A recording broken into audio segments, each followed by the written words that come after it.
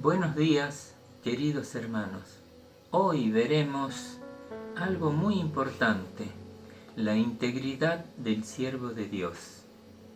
Viene al caso si consideramos un taller de cerámica donde se hacen floreros, jarrones y otros adornos para nuestras casas. A veces, y esto la mayoría, salen del horno las piezas perfectamente, sin ningún detalle que los afecte, pero en algunas ocasiones los jarrones, las piezas, salen fisuradas. Ahora bien, los artesanos, para no perder las piezas fisuradas o agrietadas, llenan la fisura con cera.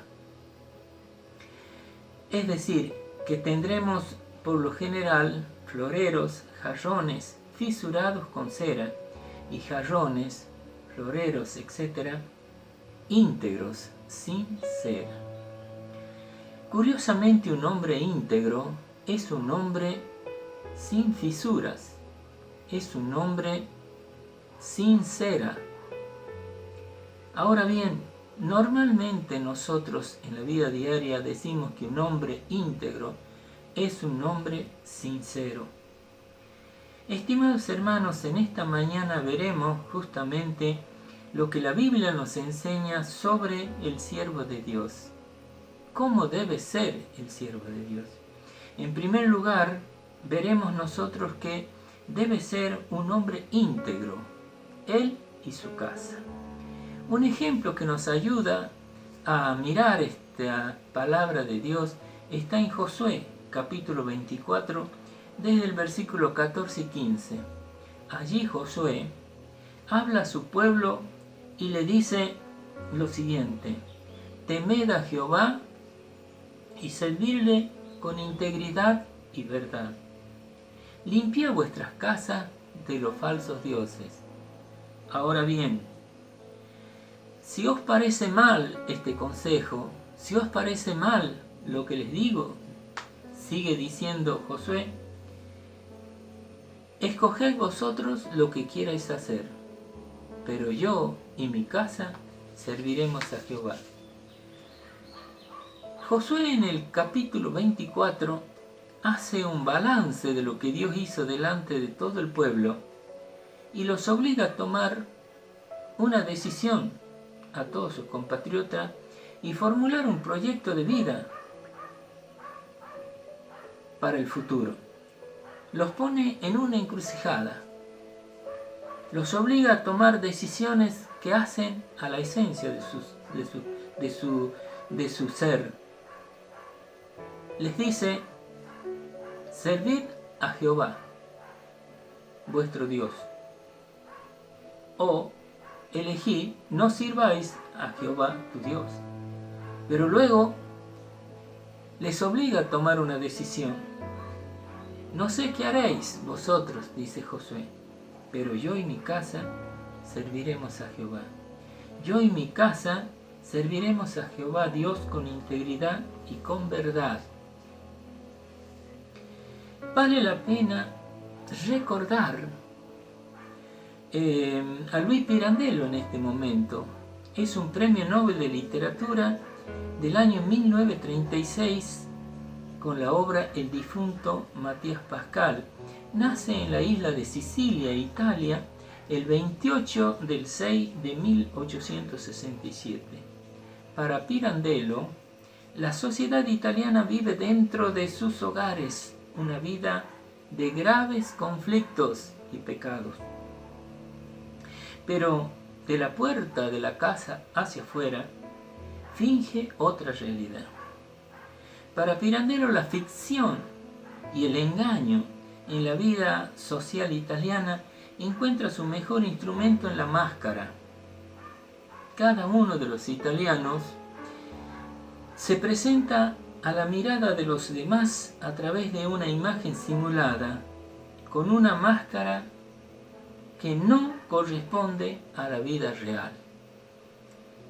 Pirandello, por supuesto, es criticado y no aceptado por muchos de sus compatriotas. Se puede entender este rechazo a una actitud humana, donde Pirandello pone al descubierto la hipócrita vida social de sus compatriotas italianos en el seno del hogar. Estimados hermanos, podemos preguntarnos nosotros, o no. Podemos nosotros cuestionarnos, o no. Y Dios quiera que sí lo podamos hacer, teniendo en cuenta esta crítica que hace Pirandello a la vida íntima en los hogares italianos. Dios quiera que el Espíritu Santo de Dios nos haga ver si estamos nosotros en nuestros hogares en una situación de pecado. Si vale la pena decirle a Jesús que nos limpie y que su sangre derramada en la cruz nos limpie de todo pecado. En segundo lugar, la palabra de Dios nos enseña que el siervo de Dios debe retener la integridad en la adversidad. Todos nosotros conocemos las calamidades de Job, que se narran en la Biblia en el libro que lleva su nombre. Desde el capítulo 1, versículo 13 al 19, al versículo 19, se narra de una manera muy detallada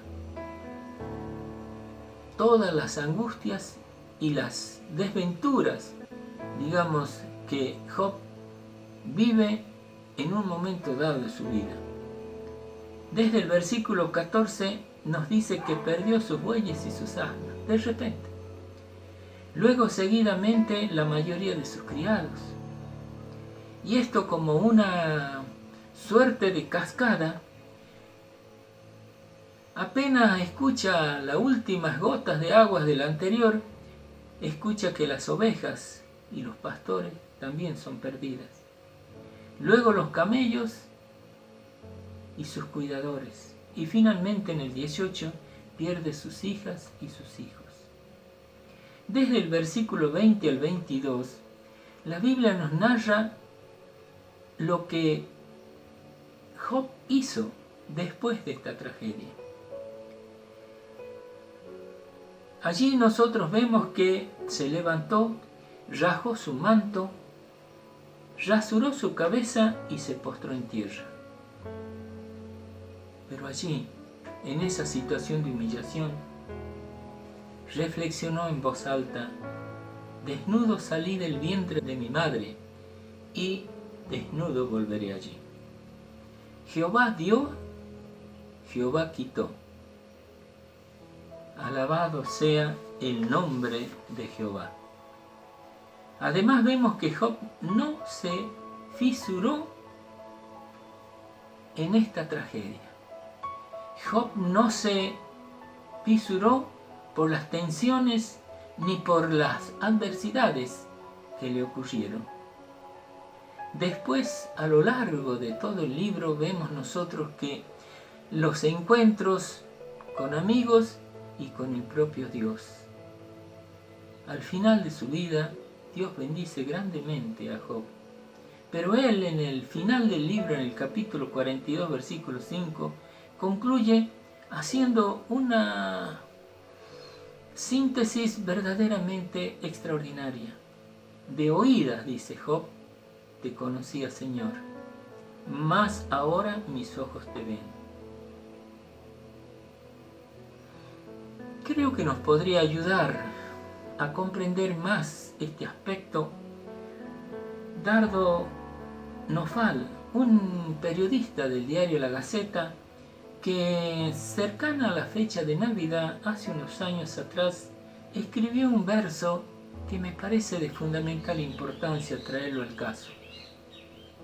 Él mismo dice lo siguiente: me duele la distancia que puse entre tu ejemplo y mi vida. De ese dolor,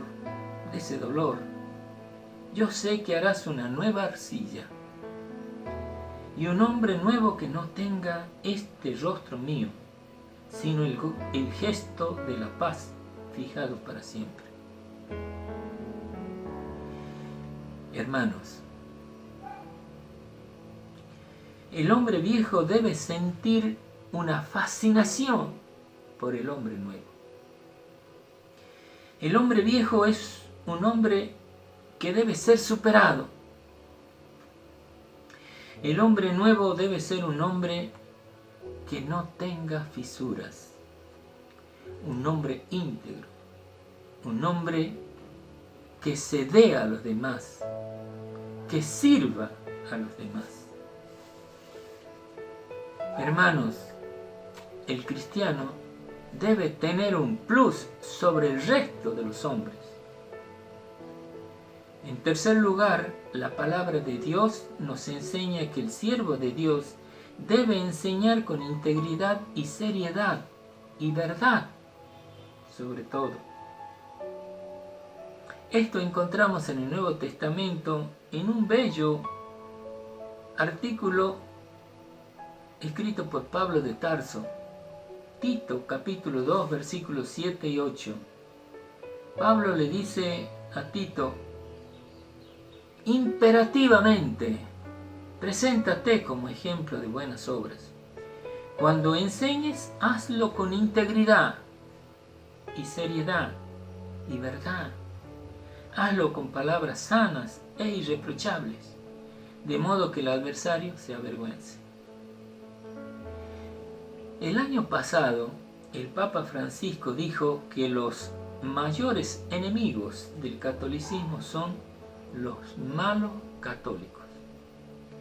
En general podemos decir nosotros que los mayores enemigos del cristianismo son los malos cristianos. Aún más podríamos decir nosotros que los mayores enemigos de los cristianos evangélicos bautistas son los malos cristianos evangélicos bautistas. Por lo tanto, queridos hermanos, creo que es imperativo para nosotros, para cada uno de lo que hemos escuchado, lo que le dijo Pablo de Tarso a Tito, que debemos vivir lo que Jesús enseñó. Y en segundo lugar, debemos ser mejores cristianos, por sobre todo. Estimados hermanos, no lo sé si usted lo sabe, pero nosotros somos el vaso de Jesús, donde Él da el agua al sediento. ¿Cómo tomará el agua de Dios este hombre sediento si yo, vaso, estoy sucio? En segundo lugar, no sé si usted sabe que somos el plato donde Jesús da de comer al hambriento. ¿Cómo puede comer ese hombre hambriento de las manos de Jesús si yo, plato, estoy sucio? Y por último, quizá lo más importante, la boca con la que alabamos y maldecimos a Dios. Pero esa boca es la boca que usa Jesús, mediante la cual Él habla al mundo sobre la salvación, sobre la obra redentora de la cruz, sobre su obra redentora. ¿Quién creerá la palabra de Jesús si yo, boca, estoy sucio? Para concluir sobre la importancia que el siervo de Dios debe enseñar con integridad, seriedad y verdad, tomaré un ejemplo que cuenta Pablo Deiro en el libro 50 ilustraciones selectas. Allí Pablo Deiro dice que un grupo de misioneros y laicos de la India le preguntaron al célebre líder político de este país, Mahatma Gandhi, de que cómo podía llegar a ser real el cristianismo en la vida nacional de la India. Ante esta pregunta, dijo el influyente personaje: tengo que sugerirle a ustedes, los cristianos, que deben comenzar a vivir como Jesucristo vivió. Luego, que todos ustedes deben practicar su religión sin modificarla. hermano. Es una necesidad imperiosa que debemos vivir como Jesús vivió. Y en segundo lugar, que debemos practicar la doctrina del cristianismo sin agregarle nada ni quitarle nada. Es decir, sin modificarla. En síntesis, el siervo de Dios debe ser, en primer lugar, un hombre íntegro, él y su casa. En segundo lugar, este hombre debe mantenerse íntegro aún en las adversidades. Y finalmente, un hombre siervo de Dios debe ser un hombre que enseñe con integridad y verdad su palabra. Que el Señor Jesucristo nos bendiga y que el Espíritu Santo nos dé la luz necesaria para comprender cómo debe ser un siervo de Dios. Que este Señor Jesucristo nos bendiga a todos en esta mañana.